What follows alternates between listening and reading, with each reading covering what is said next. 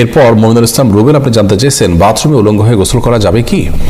বাথরুমে কিংবা টয়লেটে যেখানে আপনাকে অন্য কেউ দেখতে পাচ্ছে না, এরকম জায়গায় গোসল করলে আপনি শরীরের সমস্ত কাপড় চোপড় খুলে বিবস্ত্র অবস্থায় গোসল করলে সেটি হারাম বা সরাসরি নিষিদ্ধ কোনো কিছু হবে না। আমাদের মনে রাখতে হবে যে একটা সময় পৃথিবীতে মানুষের বেশিরভাগ মানুষেরই অনেক বেশি কাপড় চোপড় থাকতো না, অনেকেরই একজোড়া কাপড় থাকতো যেটা দিয়ে তিনি তার জীবন পার করে দিতেন।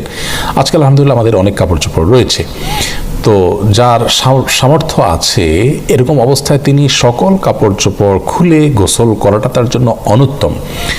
একজন সাহাবী নবী আকরাম সাল্লাল্লাহু আলাইহি সাল্লামকে এই ধরনের একটি প্রশ্ন করেছিলেন, তিনি তখন তার জবাবে বলেছিলেন যে লাল্লাহু আহাক্কু আন ইউস্তাহিয়া মিনহু, কেউ একাকী আছেন, নির্জনে আছেন, তাকে কেউ দেখছে না, এমত অবস্থায় তিনি সকল কাপড় চোপড় খুলে ফেলবেন।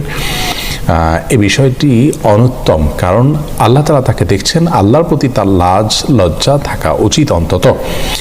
আর এটি নানান দিক থেকে আমাদের জন্য ক্ষতিকর বটে, মানুষের স্বাভাবিক লজ্জা এটাও কমে যায়। এই জন্য একান্ত প্রয়োজন না হলে বাথরুমে উলঙ্গ হয়ে গোসল না করাটা উত্তম।